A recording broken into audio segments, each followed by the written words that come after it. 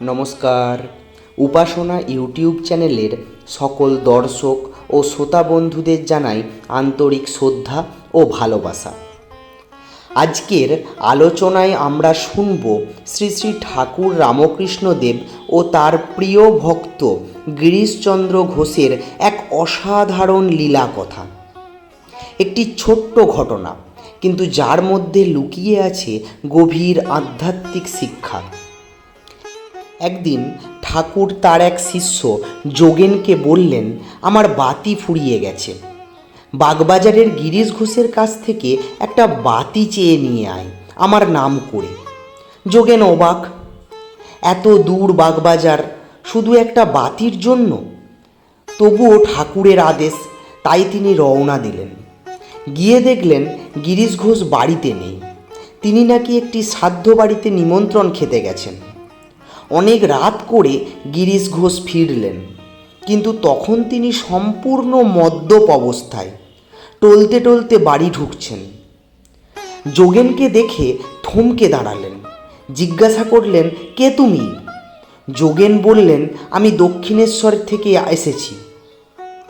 দক্ষিণেশ্বর নামটা শুনেই গিরিশ ঘোষ এক মুহূর্তে বদলে গেলেন। উত্তর দিকে মুখ করে হাত জোড় করে প্রণাম করলেন। তারপর যোগেনকে বললেন, কেন, কি চাও? যোগেন বললেন, ঠাকুর একটি বাতি চেয়েছেন। এই কথা শুনে গিরিশ মাটিতে উপুড় হয়ে প্রণাম করলেন। আবেগে বললেন, আহা, কি দয়া! একটি বাতির জন্য এত দূর পাঠিয়েছেন আমার কাছে। একটা কেন, এক বান্ডেল নিয়ে যাও।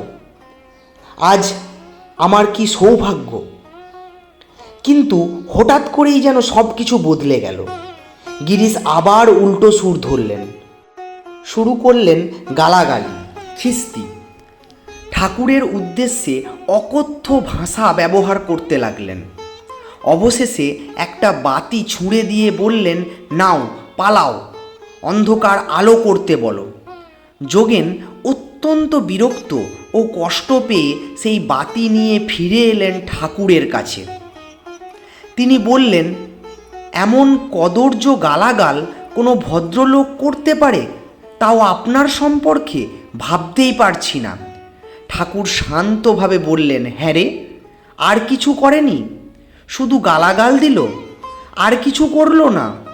যোগেন বলল, না, প্রথমে দক্ষিণেশ্বরের নাম শুনে নমস্কার করেছিল, তারপর আপনি পাঠিয়েছেন শুনে মাটিতে শুয়ে প্রণাম করেছিল। এই কথা শুনে ঠাকুর আনন্দে ভরে উঠল। বলল, তুই ওর মন্দটাই দেখলি, ভালোটা দেখলি নে।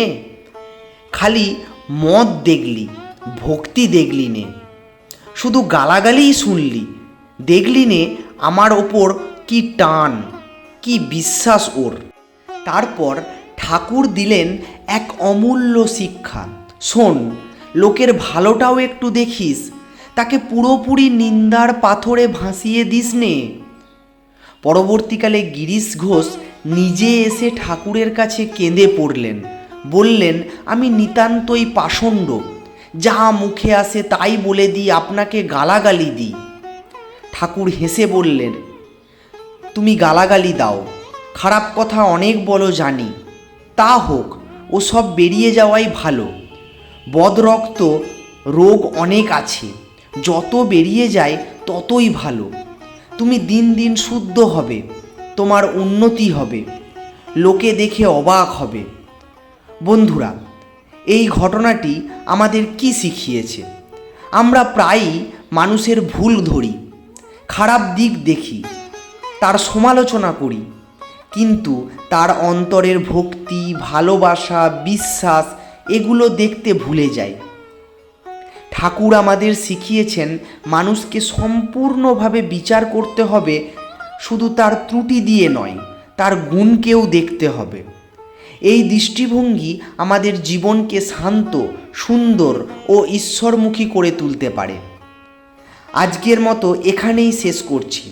আপনাদের সকলকে অসংখ্য ধন্যবাদ এই ভিডিওটি দেখার জন্য।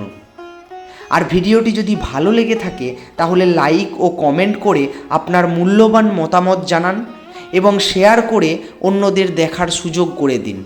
এবং চ্যানেলে নতুন হয়ে থাকলে চ্যানেলটি সাবস্ক্রাইব করে আমাদের পাশে থাকুন। ভালো থাকুন, সুস্থ থাকুন।